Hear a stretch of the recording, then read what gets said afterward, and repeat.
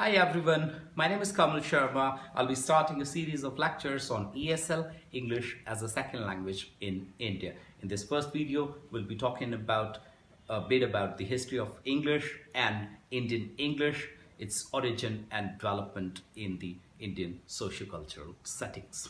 As we know the history of English, the story of three major ships which came from Germanic nations to Britain. The story well described by Venerable Bede in his book Ecclesiastical History of English. The Venerable Bede described three major armies came in three ships in the year 449 as invited by the Celtic king Vortigern. In the year 447, Celtic people wrote letters to the Germanic nations to help them save in the war against Scots and Picts.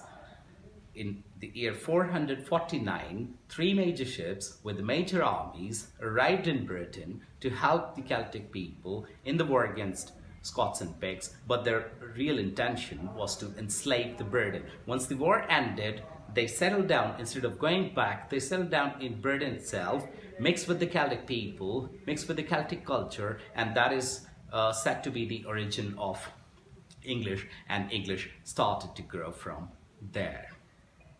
When English from England went around the world, as we know, in England ruled almost, the Queen ruled almost whole of the globe. When English went around the world, it was adopted and immediately adapted by different cultures and different countries all around the world.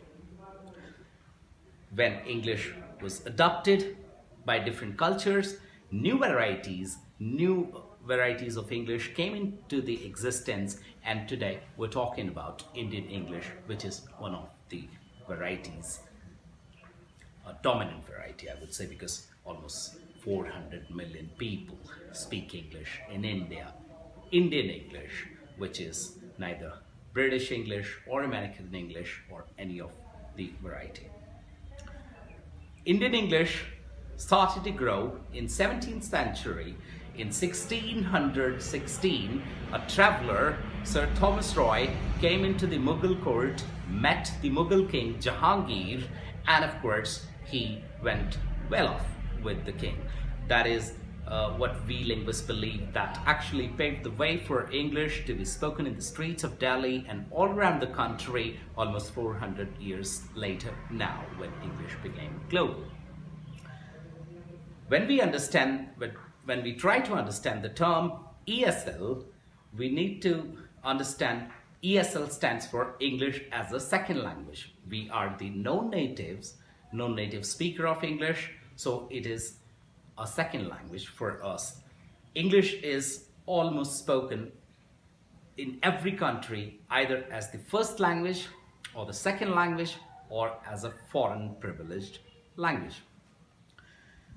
Later on, in the history of Indian English, in 1837, that was the year when English permanently replaced Persian as the dominant language in the public information system when we were under the East India Company rule.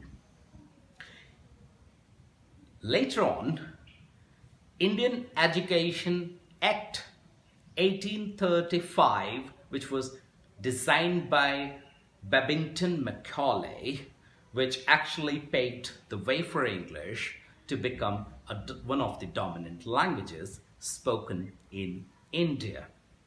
And that is the history of Indian English, which actually started to grow from there. Now, even once we got independent, in the three language formula, we gave a dominant status to English in our constitution as well, and today in India as well, English is taken as the second national language. Well, that's all for today. Let's catch up in the next video, guys. Please like, share, and I would also appreciate your feedback in the comment box. Please do that. Let's catch up in the next video. Good night.